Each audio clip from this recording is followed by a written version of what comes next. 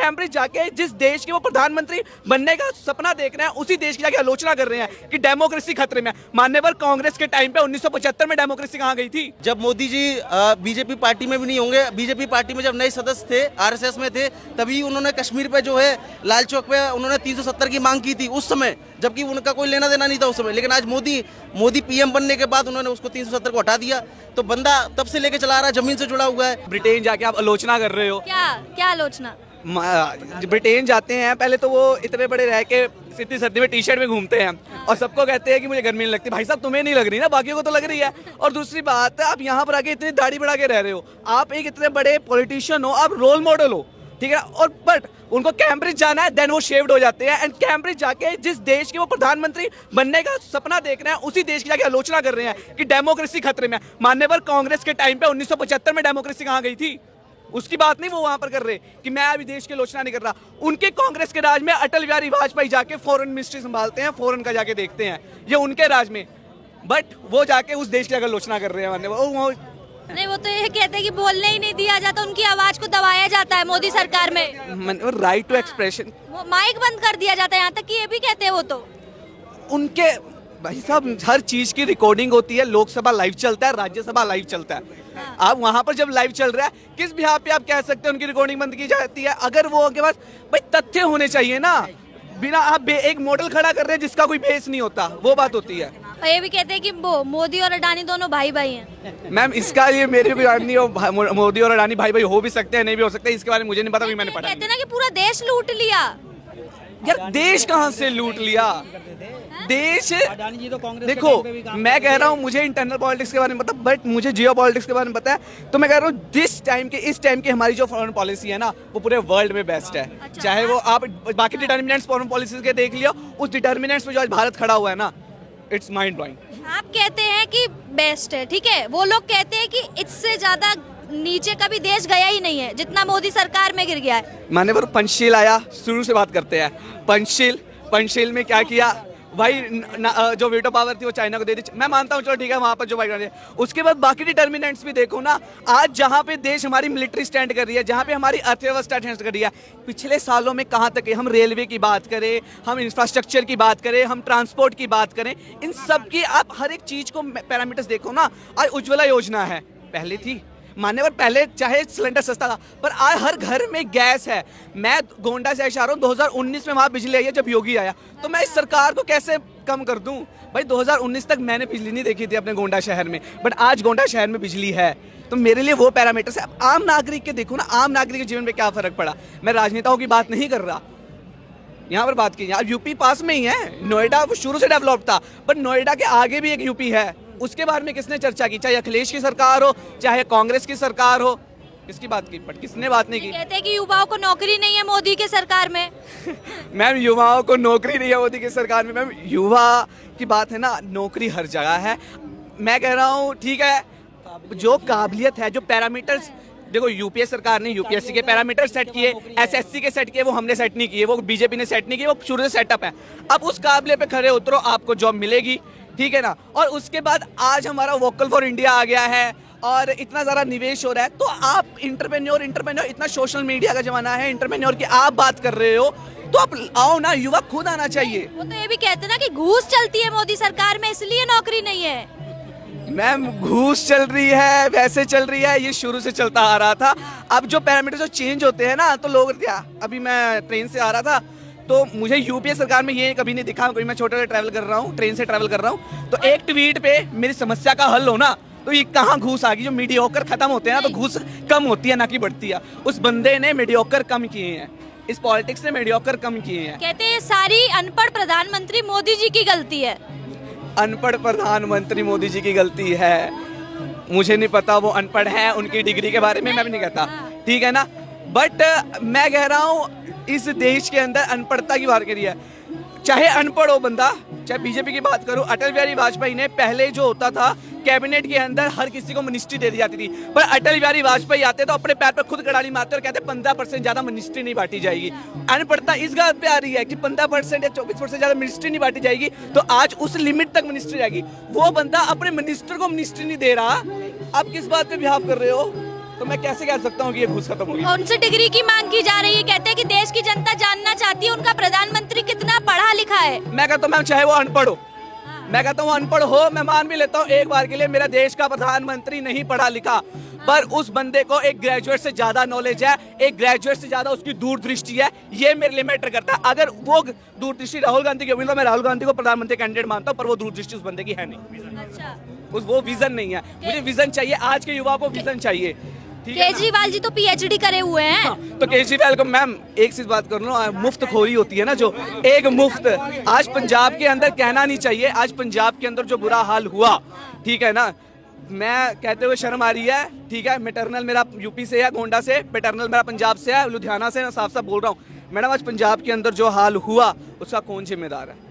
केजरीवाल सरकार जिम्मेदार है। मैं कहता हूँ केजरीवाल सरकार ही जिम्मेदार है जो पंजाब के अंदर आज हालात बहुत बदतर से बदतर हो रहे हैं। कौन जिम्मेदार? मैं मुफ्तखोरी के लालच में आपने वोट दिए, क्या हो गया? आज मैं दिल्ली की बात कर रहा हूँ, मैं दिल्ली की ना, आप ईस्ट की तरफ चल जो, आज वहाँ पे नालियाँ खुलियाँ, ये कौन सी राजधानी है? ये तो केजरीवाल के अंदर आती है, नालियाँ तो बंद हुई नहीं। मेरा लुधियाना ना दिल्ली से बहुत नीचे है, पर वहाँ की ना देश की जो वहाँ की नालियाँ है ना वो बंद है मैडम। वहाँ पे ये मच्छर की ना दिक्कतें नहीं आती, चाहे देश की राजधानी है, बट आप नालियाँ नहीं बंद करा सकते ना, तो लानत है ऐसे सीएम पर, ऐसे एमएलए पर और एमपी पर भी। नहीं, उन्होंने तो देश की, ये दिल्ली की जनता के लिए ट्रैफिक, ये सारी चीजों पे बहुत काम किया है। बिजली पानी सब फ्री है, आना जाना फ्री है, महिलाओं के लिए बसें फ्री हैं, बोलते हैं और क्या करेगा? उसके लिए तो मैं क्लैपिंग कर रहा हूँ ना, फ्री है फ्री है फ्री है। भिखारी नहीं है मैडम, कमा के खाते हैं। आज मुझे चलो ठीक है, मैं ला चलते आपको कहूँ ना मैम आप 10 रुपए ले लो, आप एक बार कहोगे क्यों भाई, आपके मन में आएगा ही नहीं। अब ये क्यों ना हम अपनी सरकार से नहीं पूछते, ये क्यों? आप पढ़े लिखे हो मैडम, यहाँ पर हर जनता पढ़ा लिखा है, हम ये क्यों है ना अपनी सरकार से पूछना चाहिए। आप ये चेहरे किसके भी आप पे दे रहे हो? भाई मेरा टैक्स है, मैं टैक्स भर रहा हूँ, तो वो टैक्स जो टैक्स नहीं भर रहा, अब ठीक है आप ओवरऑल करो ना। आप एक छोटे, मैं जो 5000 बिजली पहले भी भर रहा था ना, वो 5000 आज भी भर रहा है, ठीक है। वो 5000 वाला बंदा पहले भी टैक्स दे रहा था, वो 5000 आज जो 200 यूनिट से ऊपर बिजली जाए तो 200 यूनिट का पूरा का बिल देना पड़ता है। जिसकी पहले 200 यूनिट से पहले खपत थी ना, उसकी आज भी उतनी खपत है। क्या हो गया? कहते हैं यूपी गुंडा राज बन गया है। यूपी गुंडा राज बन गया। एक बार के लिए मैं कहता हूं मैंने ये भी मान लिया, मैं यूपी गुंडा राज बन गया, पर उस गुंडा राज में मुझे बिजली मिली, उस गुंडा राज में मुझे आवास योजना मिली, उस गुंडा राज में मुझे उज्ज्वला योजना मिली, तो ठीक है भाई गुंडा राज है, ठीक है। बट ये सब सहूलियत जो आम नागरिक, एक गाँव के नागरिक को चाहिए, क्योंकि यूपी है ना मैम ज्यादातर ग्रामीण है, उस ग्रामीण के जो इलाके को जो एक महिला को चाहिए, महिला को क्या चाहिए मैंने, वो फूक फूक के जाती थी। मैं अपनी दीदी को देखा चुका हूँ, मुंह पे जब गैस पड़ती है ना, मुंह एकदम काला होता है, तो आज उज्ज्वला योजना है। मैंने अपने घर में ना मिट्टी के घर में भी रहा हूँ, आज वहाँ पे जो पक्का घर है ना तो खुशी होती है। और वहाँ पे शौचालय है ना, खेत में भी गया हूँ और शौचालय है ना घर में, उस बात की खुशी होती है। तो ये खुशी ना गुंडा राज में मिल रही है ना, तो मैं खुश हूँ मैम। ये गुंडा राज है ना बहुत अच्छा है। और ये कहते हैं कि जितने भी ये बीजेपी के जितने भी नेता है ना, इधर उधर पाप करते हैं, और अगर बीजेपी ज्वाइन कर ले एक बार तो सारे पाप धुल जाते हैं इनके। हाँ भैया, इतनी सारी जो बातें हैं ना कि एक बार, ये मेरा मानना है कि हर सिक्के के दो पहलू होते हैं, ठीक है, हर सिक्के के। तो आपको बुरा देखना, वो आपको अच्छा देखना, ये तो आपके ऊपर ही मैटर करता है मैम। प्रत्यक्ष को प्रमाण की आवश्यकता नहीं होती है, ये तो सब पार्टियों को बदनाम करने की जो है, जो सारा महागठबंधन इनका स्टार्ट हो रहा है, ये पार्टी को बदनाम करने की, मोदी को बदनाम करने की साजिश है। बाकी प्रत्यक्ष को प्रमाण की आवश्यकता नहीं है, जरूरी नहीं आपके पास सर्टिफिकेट है तभी आप उस काबिल है। वो तो जनता देख रही है मोदी जो काम कर रहा है, इसलिए बार बार जनता ला रही है मोदी को, इसलिए बीजेपी को ला रही है हर जगह, क्योंकि उस पार्टी में ऐसे सदस्य हैं जो काम कर रहे हैं। चाहे असम के हेमंता बिश्व शर्मा को ले लीजिए, चाहे यूपी के योगी को ले लीजिए, चाहे मोदी जी को ले लीजिए, आने वाले समय में और बीजेपी से जो युवा नेता हैं वो निखर के सामने आएंगे, आप देखिएगा। और भविष्य में बीजेपी ही एकमात्र पार्टी रह जाएगी। कहते हैं कि 2024 में सारी सीटें समेट लेंगे। बीजेपी ले जाएगी सारी सीटें, बीजेपी की ही आनी है, बीजेपी काम कर रही है। जो उन्होंने वादे किए, जब मोदी जी बीजेपी पार्टी में भी नहीं होंगे, बीजेपी पार्टी में जब नए सदस्य थे, आरएसएस में थे, तभी उन्होंने कश्मीर पे जो है लाल चौक पे उन्होंने 370 की मांग की थी उस समय, जबकि उनका कोई लेना देना नहीं था उस समय। लेकिन आज मोदी पीएम बनने के बाद उन्होंने उसको 370 को हटा दिया। तो बंदा तब से लेके चला रहा है, जमीन से जुड़ा हुआ है, जो वादे कर रहा है उसको पूरा कर रहा है। नहीं, आप ये कहते हैं, लेकिन कांग्रेस कहती है कि भाजपा को हम हरा देंगे। ये तो झूठ बोल रही है वो, क्योंकि जनता चुनेगी ना, किसको हराना है किसको जिताना है, वो तो जनता सेलेक्ट करेगी। कहते हैं कि बीजेपी में जितने भी नेता हैं सारे चोर हैं, गुंडे हैं, माफिया हैं, पूरा देश लूट लिया उन्होंने।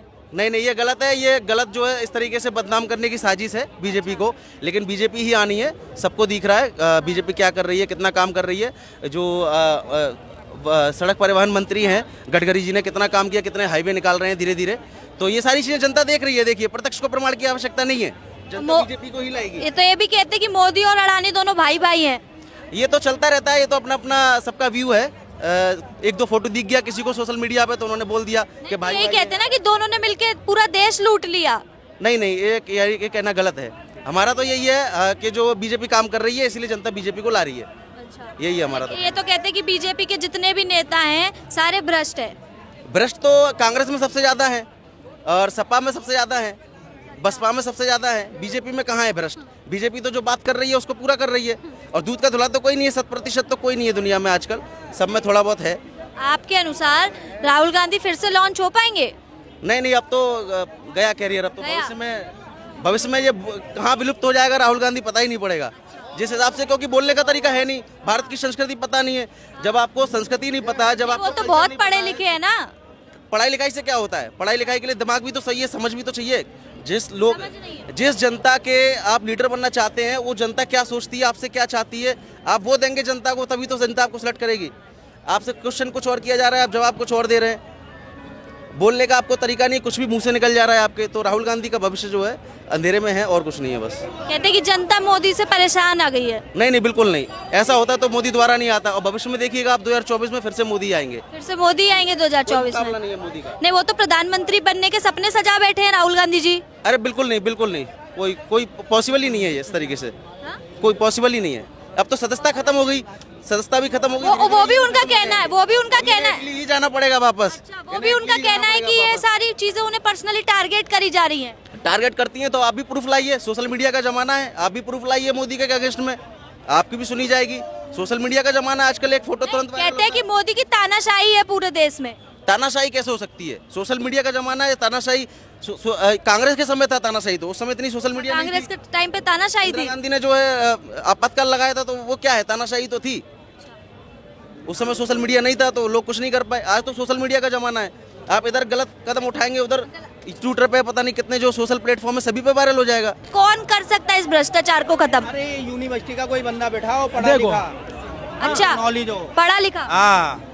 केजरीवाल का कहना यही तो था कि मोदी पढ़े लिखे नहीं है, अनपढ़ है, वो अपनी डिग्री दिखाए। अब वो हम तो नहीं कह सकते, लेकिन वो तो कह सकते हैं क्योंकि उनके बराबर में है।